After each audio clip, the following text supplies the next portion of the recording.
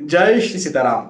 बहुत ज़्यादा महत्वपूर्ण ये वीडियो आप सभी के लिए होने वाला है। इस वीडियो को पूरा देखिएगा क्योंकि श्राद्ध पक्ष चल रहे हैं, पितृ पक्ष चल रहे हैं और ढेर सारे सवाल मन में उठते ही हैं। मैं बिल्कुल श्योर हूं कि जिन सवालों के जवाब मैं देने जा रहा हूं आप सभी के मन में भी ये सवाल होंगे। और लगातार इन दिनों मुझसे एक के बाद एक सवाल किए जा रहे हैं और जिज्ञासाएं मेरे सामने रखी जा रही हैं, जिसका उत्तर मैं इस वीडियो के माध्यम से आपको दे रहा हूं। सबसे पहली बात तो ये होती है कि भाई श्राद्ध पक्ष जो चल रहे हैं तो इनमें क्या कोई भी वस्तु खरीदना नहीं चाहिए? क्या कुछ नया काम नहीं करना चाहिए? तो बात यह है कि कोई भी बहुत ज्यादा महत्वपूर्ण कार्य जैसे विवाह है ना, या मुंडन संस्कार, किसी प्रकार गृह प्रवेश, मांगलिक संस्कार या भूमि खरीदी, आप जमीन खरीद रहे हैं या कोई बहुत बड़ा निवेश कुछ कर रहे हैं, तो ऐसी महत्वपूर्ण चीजें जैसे नए कपड़े खरीदना ये भी स्पेशली वर्जित है श्राद्ध पक्ष में। तो कोई बहुत ज्यादा महत्वपूर्ण कार्य, कोई महत्वपूर्ण बड़ी वस्तु यदि आप कहीं खरीद रहे हैं तो वो वर्जित होती है। छोटी मोटी वस्तुओं में खास तौर पर कपड़े आ गए और आपके जो आपका जो रसोई है उसके जो बर्तन हैं, जो डेली यूज के बर्तन होते हैं, वो आ गए। आपके लिए दान करने के लिए खरीद सकते हैं, आपके खुद के इस्तेमाल के लिए आपने नहीं खरीदना है। कपड़े भी दान करने के लिए तो खरीद सकते हैं, खुद पहनने की मैं बात कर रहा हूँ कि नहीं खरीदे जाते हैं। तो ये एक बात है। लेकिन पूजा पाठ यदि आप करा रहे हैं, पूजा पाठ नहीं किसी और प्रकार की, श्राद्ध पक्ष की पूजा पाठ तो कराना ही चाहिए, लेकिन आपकी इच्छा है कुछ और भी पूजा पाठ अलग से करवाऊं, बिल्कुल आप करवा सकते हैं। दान धर्म पूजा पाठ इसका तो अलग ही महत्व है श्राद्ध पक्ष में, तो आप बिल्कुल से पूजा पाठ करवाइए। एक बात ये। अगली बात ये कि भाई श्राद्ध पक्ष है तो क्या श्राद्ध शाम के वक्त किया जा सकता है? तो नहीं, शाम के वक्त श्राद्ध नहीं किया जाता है।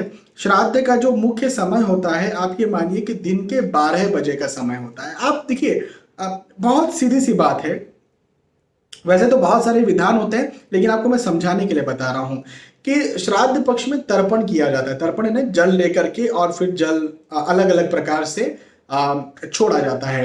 ये क्या है? ये पितरों का भोजन है। पितरों इनसे तप्त होते हैं। पितर मतलब वही जो आपके घर से जा चुके हैं, जिनका निधन हो चुका है और जो आज पितर बन चुके हैं, वो तृप्त होते हैं। तो भोजन आप कब करेंगे? लंच टाइम आपका क्या होगा, है ना? तो करीब करीब वही वक्त होता है। तो लगभग आप ये मानिए कि 12 बजे जो रहता है, ये वक्त पितरों के तर्पण का या श्राद्ध करने का या भोग लगाने का या ब्राह्मण भोज करवाने का जो सामान्यतः लंच टाइम होता है। बहुत लेट भी नहीं करना चाहिए, 2 बजे 3 बजे तक, इतना लेट भी नहीं करना चाहिए। 12 बजे 1 बजे बहुत हो गया। उसे बहुत जल्दी भी नहीं किया जाता। वैसे ही सुबह 9 बजे ही आपने भोज करवा दिया, सुबह 9 बजे ही तर्पण हो गया, 10 बजे ही हो गया, ऐसा भी नहीं किया जाता। तो दिन के 12 बजे का आप एक वक्त मानिए और इस समय करना चाहिए। शाम के समय तो बिल्कुल भी नहीं किया जाता है ना?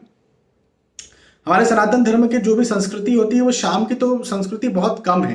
हाँ, कुछ भी किसी प्रकार का फंक्शन या गेट टुगेदर कुछ होता है तो दिन का ही फंक्शन है। वेस्टर्न कल्चर है शाम के वक्त इकट्ठे होकर के फिर गेट टुगेदर करना। तो एक बात है। अगली बात ये कि भाई एक बहुत बहुत बहुत ज्यादा महत्वपूर्ण बात कि क्या बेटी श्राद्ध कर सकती है अपने पिता का? हाँ भाई, बेटा नहीं है, हाँ, या दादा दादी हैं, उनका एक बेटा था, है ना, उनकी एक बेटी हुई या 1 या 2 बेटी हुई, वो बेटा भी चला गया, दादा दादी तो खैर चले ही गए, तो आप कुल में परिवार में कोई बेटा नहीं है, तो क्या बेटी श्राद्ध कर सकती है? तो जी हाँ, अविवाहित बेटी श्राद्ध कर सकती है, तर्पण कर सकती है अविवाहित बेटी।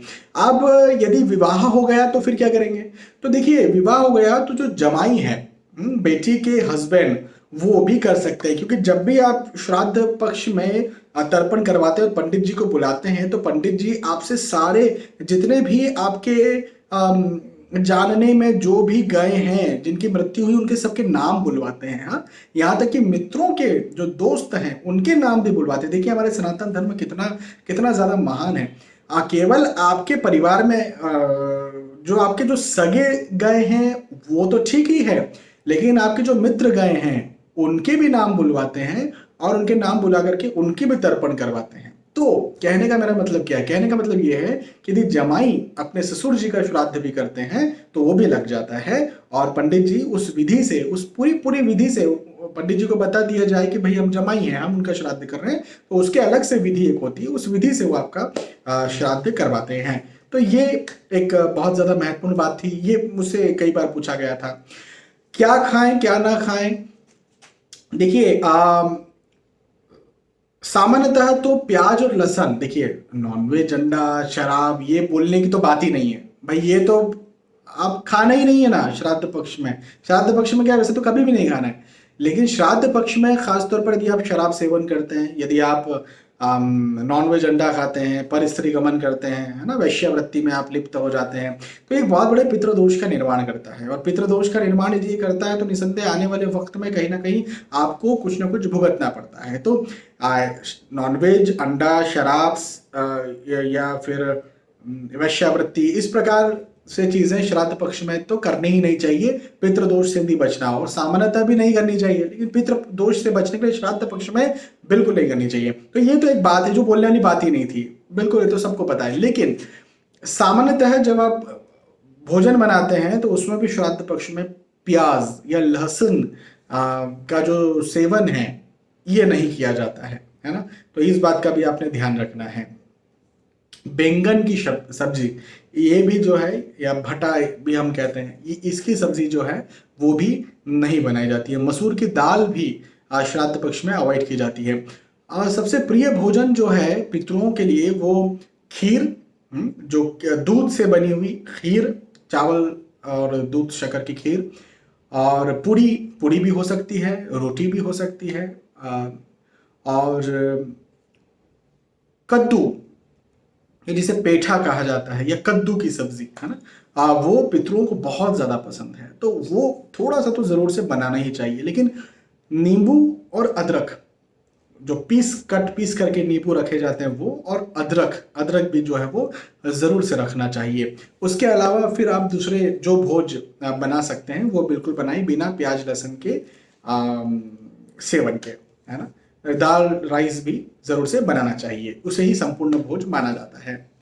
तो ये भी एक बात हो गई। अच्छा, एक और ज्यादा महत्वपूर्ण बात, यदि किसी की मृत्यु हुई है और उसे 1 वर्ष नहीं हुआ और श्राद्ध पक्ष आ गया, पितृपक्ष आ गया और 1 वर्ष नहीं हुआ मृत्यु हुए, तो फिर क्या। तो देखिए, पितृपक्ष हम कह रहे हैं तो पितृपक्ष पितरों के लिए है।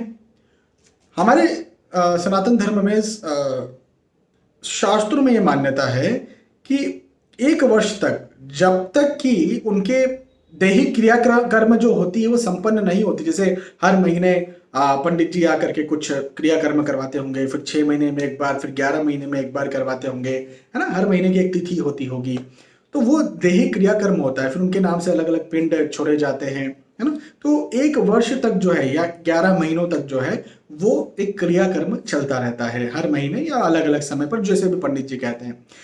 वो जब हो जाती है पूरी तरह से, तो 11 महीने बाद या 1 वर्ष के बाद में जो है वो फिर पितर बनते हैं। 1 वर्ष के बाद में पितर बनते हैं, और जब 1 वर्ष के बाद पितर बनते हैं तो ही पितर पक्ष में फिर उनका श्राद्ध किया जाता है। तो इस बात का भी आप जरूर से ध्यान रखें। तो 1 वर्ष के भीतर भीतर यदि श्राद्ध आ जाता है, किसी की मृत्यु के 1 वर्ष के भीतर भीतर श्राद्ध आ जाता है, तो फिर श्राद्ध उस समय नहीं मनाया जाता। सारी जानकारियां, वैसे तो मैं हमेशा ये बात कहता हूं कि आप खुद मंत्र करिए, खुद पूजा पाठ करिए, पैसा किसी को मत दीजिए, लेकिन चूंकि श्राद्ध पक्ष की बात है और ये बात सिर्फ पैसों तक नहीं है, ये बात सही ज्ञान तक है, तो मेरा कहना ये बनता है कि पंडित जी को जरूर से अपने घर में आप बुलाना चाहिए, और श्राद्ध पक्ष अपने घर में पंडित जी को बुला करके ही कराना चाहिए। जैसे यदि आप मकान बनाते हैं, है ना, तो एक इंजीनियर को अपने घर में बुलाते हैं, आप बीमार पड़ते तो डॉक्टर के पास जाते हैं, तो श्राद्ध पक्ष के लिए स्पेशली मैं कहूंगा कि पंडित जी को अपने घर में बुलाएं। मैं हमेशा वहां पर विरोध करता हूं जब डरा धमका करके और अंधविश्वास में पूजाएं करवाई जाती है, आपके पैसे लूटने के उद्देश्य से पूजा करवाई जाती है, तो मुझे उस बात का बड़ा दुख होता है और मैं हमेशा उस लूटपाट के खिलाफ रहता हूं। लेकिन यहाँ पर सही नॉलेज होना, सही ज्ञान होना, इस तर्पण का, इस पूजा का, इस विधि का, इस श्राद्ध का, ये बहुत ज्यादा जरूरी है, तभी आपके पितरों को लगेगा। और वो सही ज्ञान हर किसी के पास होता नहीं है, तो पंडित जी को यदि बुला करके आप श्राद्ध तर्पण करवाते हैं तो ये आपके लिए ज्यादा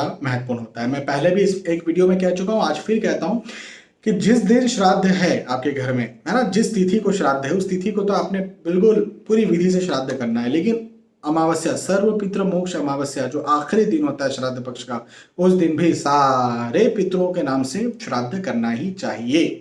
ठीक है, बहुत बहुत धन्यवाद। मुझे लगता है बहुत सारे आपके प्रश्न जो हैं वो यहाँ पर उनके उत्तर मैंने दिए होंगे, और यदि कोई प्रश्न है तो आप इस वीडियो के कमेंट में लिख करके बता सकते हैं, उसके उत्तर देने की भी मैं पूरी कोशिश करूंगा। बहुत बहुत धन्यवाद।